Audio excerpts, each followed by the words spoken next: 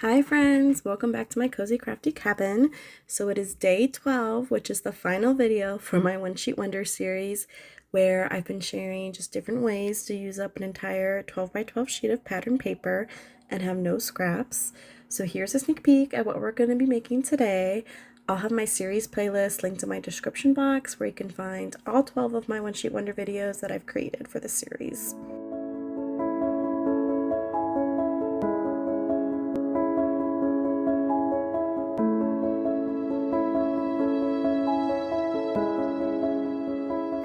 So here's what I have left of this paper pad that I've been using for this series. I have one of the cut apart sheets, a few scraps, and one 12 by 12 sheet of the pattern paper, which we'll be using for today's project. So we're going to make a large envelope with a full 12 by 12 sheet of paper and turn it into an envelope gift box. As always, when I make any envelopes, I'll just be using my Fiskars punch board, but you can use whatever envelope punch board or maker that you have, if you have one, or if you don't, you can absolutely just use a ruler and a bone folder, and I'll actually be using that method when I turn this into a gift box later. So if you have an envelope punch board like me, you're going to lay your paper to where the first point lines up to the 5 inches mark on that ruler that's on the left side. And then you'll punch your paper, you'll score across, rotate your paper 90 degrees counterclockwise, line up that score line that you just made with that like little edge that's kind of coming out from the punch, and then you repeat. So you punch your paper once it's lined up, score across, rotate the 90 degrees clockwise, and repeat until you've done all 4 corners. So once I do that, then I round all 4 of my corners.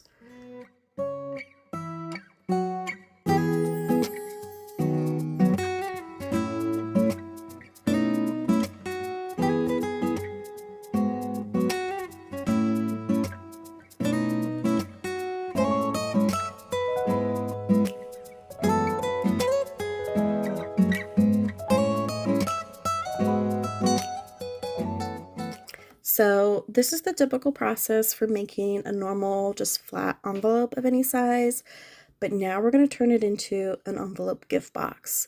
So initially I was thinking I was going to use my scoreboard to make the additional score lines that we're going to make for the gift box, but I actually found it easier to just lay my paper on my craft mat and use those straight lines, line up the score lines that are on our envelope already, and then we're going to make 1/2 inch score lines from those. So you want to line up your score line that's on the envelope so that it is straight.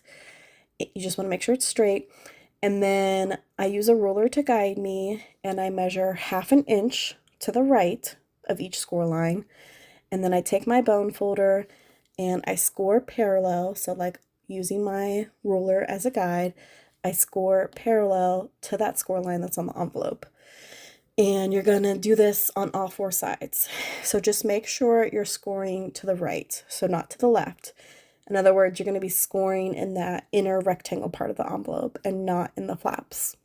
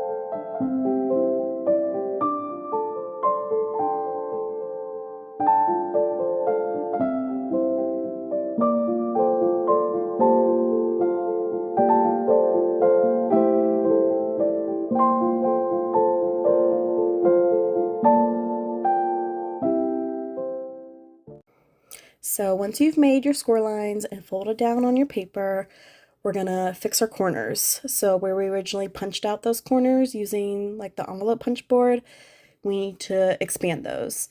So you're gonna take your scissors and you're just gonna cut along those new score lines that we just made up to where they meet each other and intersect.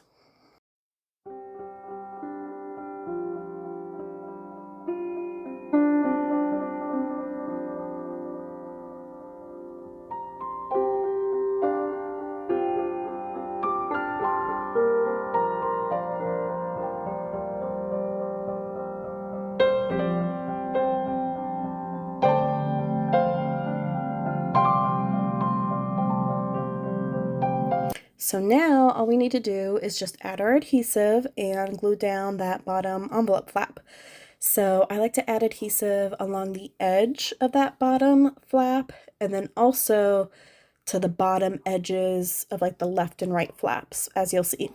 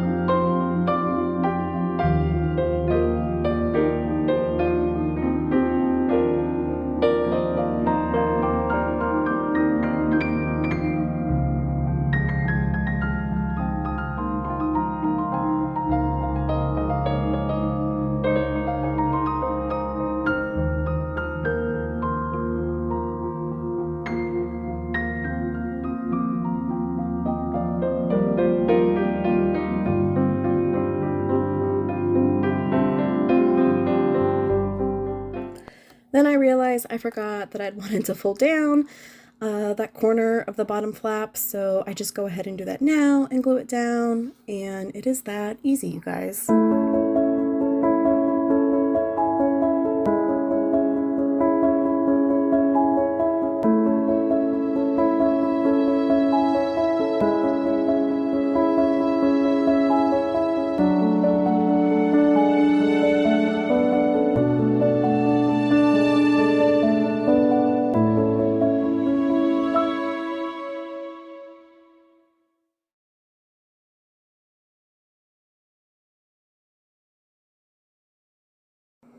So here I show you just a few ideas of different things you could fit inside this envelope gift box.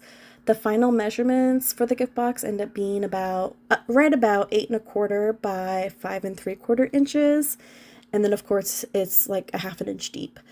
And I add some red satin ribbon, and you guys, I think this looks so elegant. Like, is it just me? I've always wanted to make an envelope shaped gift box, and this just makes me so happy, and it was so easy. Thank you guys so much for watching and crafting with me. I hope you've enjoyed this series as much as I have. It's gotten me so motivated and excited to be crafting. I'll have my playlist for the series linked in my description box. So my plan and hope for what's next is to try to create a Halloween in June series. Is that too early for you guys? It's not, I'm whatever. But we shall see. I really hope to be able to have the time to put out some Halloween crafty videos later this month. So stay tuned, and thank you guys so much again, and stay cozy. Bye.